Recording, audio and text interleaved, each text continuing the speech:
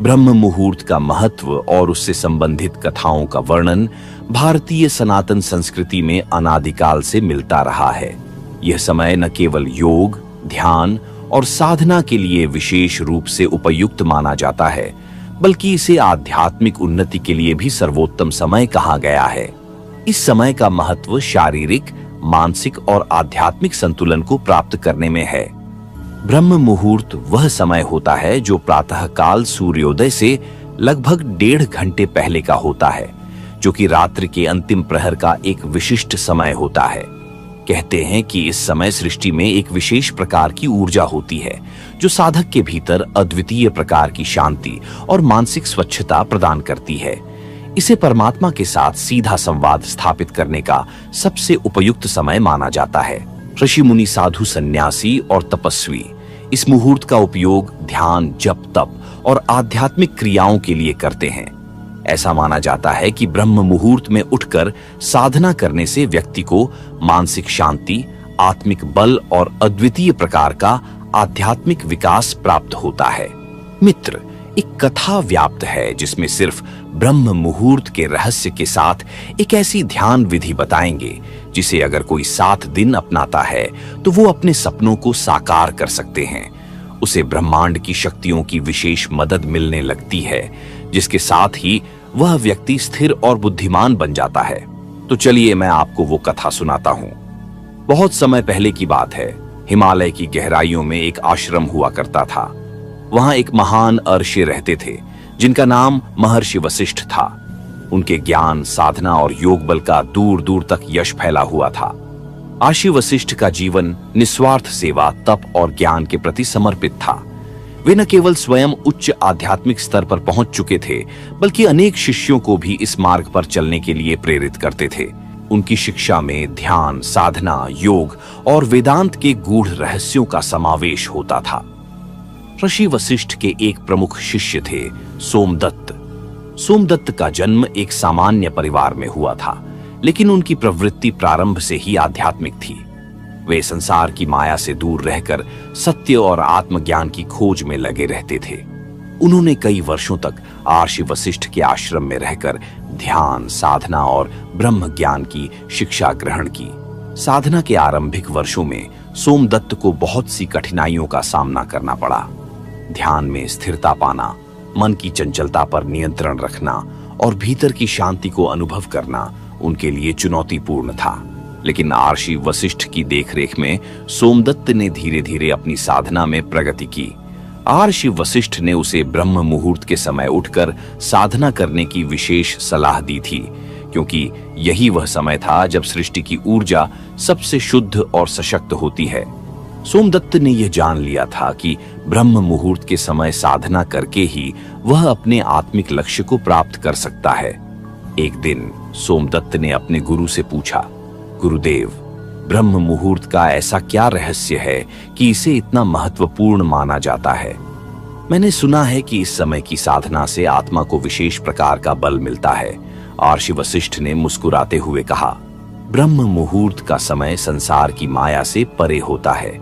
यह वह समय है जब पृथ्वी, आकाश और सृष्टि की सारी शक्तियां एक विशेष सामंजस्य में होती है। इस समय में हमारे मन और शरीर में भी एक अद्वितीय सामंजस्य पैदा होता है।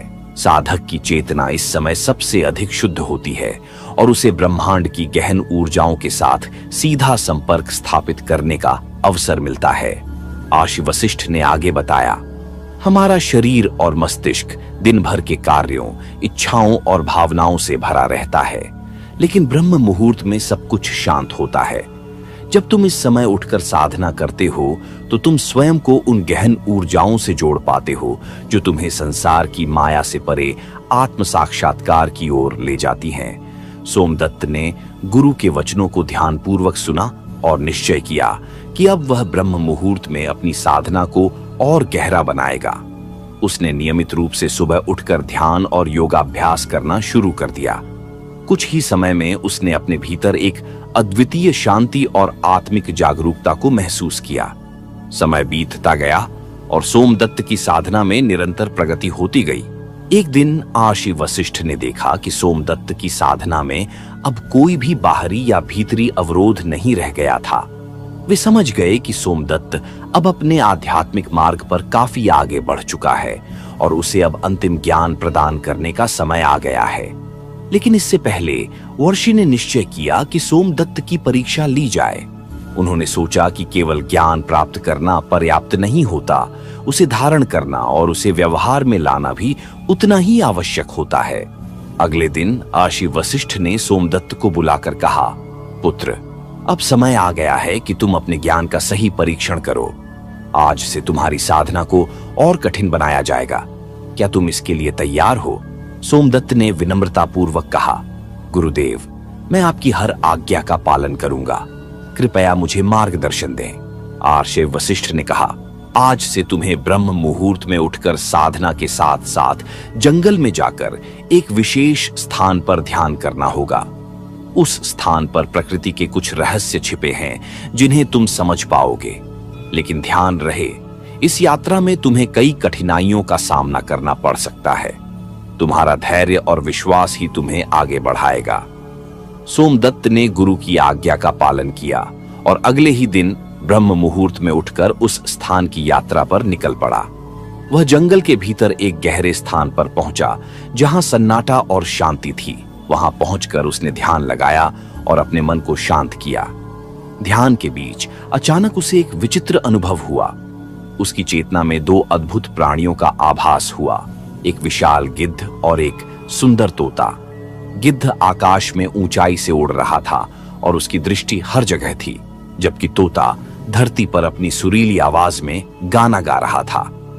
सोमदत्त ने देखा कि गिद्ध का जीवन मृत शरीरों पर निर्भर था, लेकिन उसकी उड़ान ऊंचाई और स्वतंत्रता का प्रतीक थी।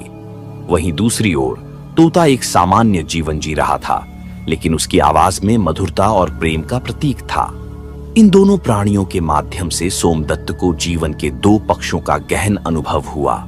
गिद्ध ने उसे संसार की कठोर वास्तविकताओं का बोध कराया, जबकि तोते ने जीवन की मधुरता और सौम्यता को दर्शाया। यह अनुभव सोमदत्त के लिए प्रतीकात्मक था। उसने समझा कि साधना केवल संसार से दूर भागने का मार्ग नहीं है, बल्कि उसे संसार की कठोर वास्तविकताओं को भी स्वीकार करना होगा।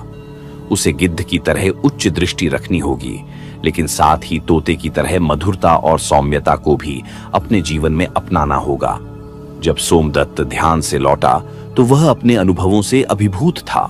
उसने तुरंत अपने गुरु के पास जाकर सारी बातें बताईं। आशी वशिष्ठ ने उसे गहन दृष्टिकोण से समझाया। गिद्ध और तोता दोनों ही जीवन के दो आवश्यक पक्ष हैं। गिद्ध मृत्यु और परिवर्तन का प्रतीक है, जबकि तोता प्रेम, संगीत और जीवन का प्रतीक है। तुम्हें इन दोनों पक्षों को संतुलित करना होगा। साधना का उद्देश्य केवल आत्मज्ञान प्राप्त करना नहीं है, बल्कि उस ज्ञान का व्यवहार में लाना और संसार के साथ सामंजस्य स्थापित करना भी है। सोमदत्त ने इस उपदेश को हृदय से स्वीकार किया और अपनी साधना को और गहन बना दिया। एक दिन जब ब्रह्म मुहूर्त का समय था, सोमदत्त ने ब्रह्म मुहूर्त में ध्यान करते हुए अपने भीतर एक अद्भुत शांति और जागरूकता का अनुभव किया। उसकी साधना अब उच्चतम अवस्था में पहुंच चुकी थी। जिस स्थान पर पहले विचारों की हलचल होती थी, अब वहां केवल शांति थी। उसकी आत्मा अब एकाकार हो चुकी थी, ब्रह्मांड की दिव्य ऊर्जा के साथ।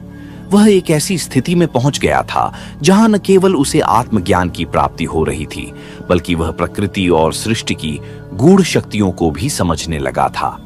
उसी समय आर्षि वशिष्ठ ने दूर से सोमदत्त की स्थिति का अनुभव किया। वे जानते थे कि सोमदत्त अब अपनी साधना के शिखर पर पहुंच चुका है, लेकिन यह यात्रा यहां समाप्त नहीं होनी थी। संसार में रहते हुए उस ज्ञान को सजीव रखना और उस ज्ञान का उपयोग करके दूसरों की सेवा करना ही सच्चा लक्ष्य था। सोमदत्त की साधना की प्रगति देखकर आर्षि वशिष्ठ ने उसे एक और चुनौतीपूर्ण परीक्षा देने का निर्णय किया। उन्होंने सोमदत्त को बुलाया और कहा, पुत्र, तुम्हारी साधना में अब उच्चतम स्थिति आ चुकी है, लेकिन अंतिम ज्ञान की प्राप्ति के लिए तुम्हें एक और परीक्षा से गुजरना होगा। जीवन की साधना केवल एकांत में नहीं होती, इसे संसार के संघर्षों के बीच भी धारण करना होता है। तुम्हें अब अपने ज्ञान और ध्यान को व्यवहार में उतारना होगा। सोमदत्त ने श्रद्धा और समर्पण के साथ अपने गुरु की बात मानी। महर्षि वशिष्ठ ने उसे एक छोटे से गांव में भेजा जहां विभिन्न प्रकार के संकट और समस्याएं थीं। गांव के लोग बीमारी, गरीबी और संघर्ष से जूझ रहे थे। महर्षि ने आदेश दिया कि सोमदत्त वहां जाकर उनकी सेवा करे, उनकी समस्याओं का समाधान निकाले और अपने भीतर के ज्ञान का उपयोग कर उनके जीवन में शांति और सद्भाव लाए। सोमदत्त गांव में पहुंचा और उसने देखा कि लोग कठिनाइयों से घिरे हुए हैं। वहां न केवल भौतिक समस्याएं थीं, बल्कि लोगों के मन भी अशांत और असंतुलित थे। वे एक दूसरे से बैर रखते थे और अहंकार और स्वार्थ ने उनके बीच के प्रेम और सौहार्द को नष्ट कर दिया था। सोमदत्त ने वहां जाकर सबसे पहले ब्रह्म मुहूर्त में ध्यान और साधना का प्रचार करना शुरू किया। उसने गांव वालों को यह सिखाया कि यदि वे इस विशेष समय में ध्यान करेंगे तो उनके जीवन में शांति और समृद्धि आएगी। धीरे धीरे गांव के लोग सोमदत्त की बातों को मानने लगे। उन्होंने ब्रह्म मुहूर्त में उठकर ध्यान और साधना शुरू कर दी। जैसे जैसे वे अपने भीतर की ऊर्जा को पहचानने लगे, उनके जीवन में बदलाव आने लगा। उनके मन की अशांति दूर होने लगी और वे एक दूसरे के साथ प्रेम और सौहार्द से व्यवहार करने लगे। गांव में अब शांति और संतुलन का वातावरण बनने लगा था। सोमदत्त ने गांव में रहते हुए न केवल ध्यान और साधना सिखाई, बल्कि वह अपनी साधना के माध्यम से बीमार और दुखी लोगों की सेवा भी करने लगा। उसने अपनी योग शक्ति और ज्ञान से कई लोगों की बीमारियां ठीक कीं। गांव के लोग अब उसे केवल एक साधक नहीं, बल्कि एक संत और महात्मा के रूप में देखने लगे थे। गांव में सेवा करते हुए एक दिन सोमदत्त ने ब्रह्म मुहूर्त में अपने गुरु के उपदेशों को फिर से ध्यान में लाया। उसने सोचा कि अब उसे जीवन के हर पक्ष में ब्रह्म मुहूर्त के शुद्ध विचार और ऊर्जा को शामिल करना होगा। उसने ब्रह्म मुहूर्त को केवल ध्यान का समय नहीं, बल्कि जीवन के हर क्षण में एक जागरूकता और आत्मिक शांति के प्रतीक के रूप में अपनाया। वह समझ गया था कि ब्रह्म मुहूर्त केवल एक समय नहीं है, बल्कि एक स्थिति है जिसे वह अपने जीवन के हर पहलू में जी सकता है। उसने गांव के लोगों को यह शिक्षा दी कि ब्रह्म मुहूर्त में साधना केवल एक क्रिया नहीं है, बल्कि यह उनके पूरे दिन और जीवन में शांति, संतुलन और आनंद लाने का मार्ग है।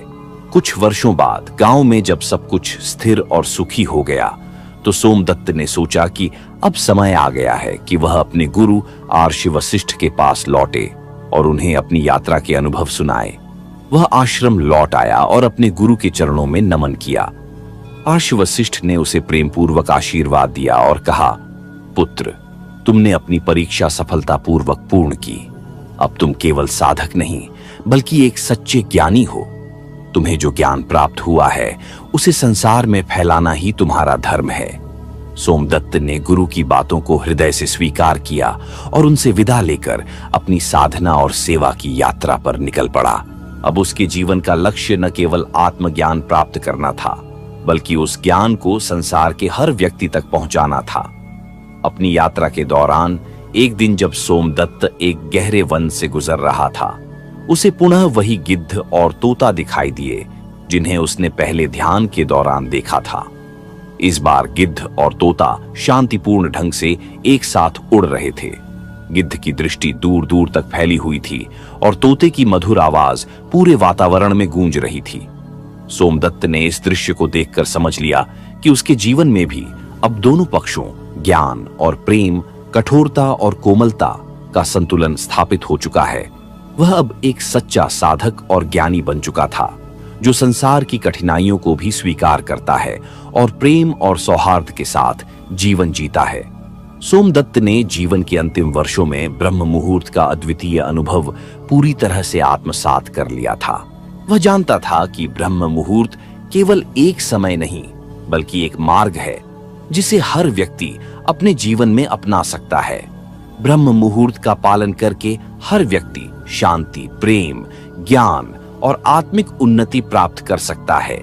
सोमदत्त ने अपने शिष्यों को सिखाया कि ब्रह्म मुहूर्त में साधना करते हुए हम न केवल अपने भीतर के अंधकार को दूर कर सकते हैं, बल्कि संसार की कठिनाइयों का सामना भी कर सकते हैं। जीवन की यात्रा में हर मोड़ पर ब्रह्म मुहूर्त की ऊर्जा को धारण करना ही सच्ची साधना है। सोमदत्त की इस शिक्षा ने उनके शिष्यों और संसार के अनगिनत लोगों के जीवन को बदल दिया। उनका जीवन एक उदाहरण बन गया कि कैसे ब्रह्म मुहूर्त की साधना और सेवा के माध्यम से हम आत्मज्ञान प्राप्त कर सकते हैं और संसार में शांति और सद्भावना फैला सकते हैं। इस प्रकार ब्रह्म मुहूर्त के गूढ़ रहस्यों और उसकी साधना के माध्यम से सोमदत्त ने जीवन की ऊंचाइयों को छू लिया। वह अब केवल एक साधक नहीं था, बल्कि संसार के लिए एक प्रेरणा बन चुका था। तुम मित्रों, आज की प्रस्तुति आपको कैसी लगी कमेंट में जरूर बताइएगा, और आप लोग अपने जीवन में इसका प्रयोग एक बार जरूर करके देखना। मेरा वादा है कि आपको सफलता जरूर मिलेगी। धन्यवाद।